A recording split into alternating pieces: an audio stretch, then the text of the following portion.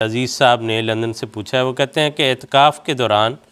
MTA کے programme خطبے کے علاوہ اپنے موبائل پر دیکھ اور سن سکتے ہیں؟ کوئی حرج نہیں، دیکھ سکتے ہیں، اچھی ہے، نیکی کے کام ہیں، اس میں کون سی کوئی میوزک ہے یا موویز ہیں، یا یہ تو نیکی کی MTA تو دنیا میں شاید واحد وہ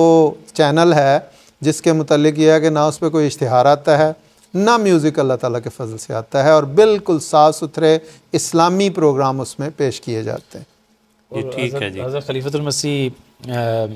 اول رضی اللہ تعالیٰ عنہ کے بارے میں ملتا ہے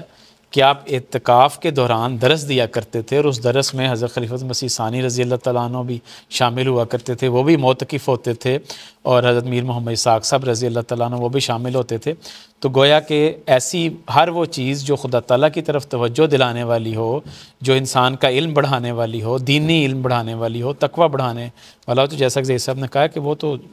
بلکہ اصل مقصد ہے رمضان کا پورا کرنے والی ہے وہ تو۔ بلکہ حضرت مسلم اور رضی اللہ عنہ کا تو کہ سارا دن درس چلتا تھا رمضان میں، روزہ رکھنے کے بعد سارا دن درس دیا کرتے تھے اور لوگ سنا کرتے تھے۔ جی بالکل۔ باقی جو ہے بعض معاملات ان کا انتظام سے تعلق ہے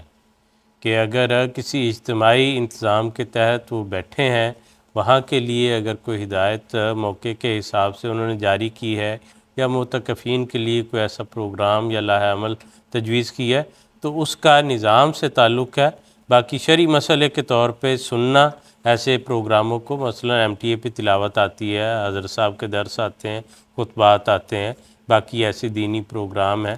جن سے آپ قرآن و حدیث سنتے ہیں، تو اس لحاظ سے کوئی حرج نہیں۔ باقی انتظام جو ہے اس کو الگ اس سے رکھا جائے، ان دونوں باتوں کو خلط ملط نہیں کرنا چاہیے۔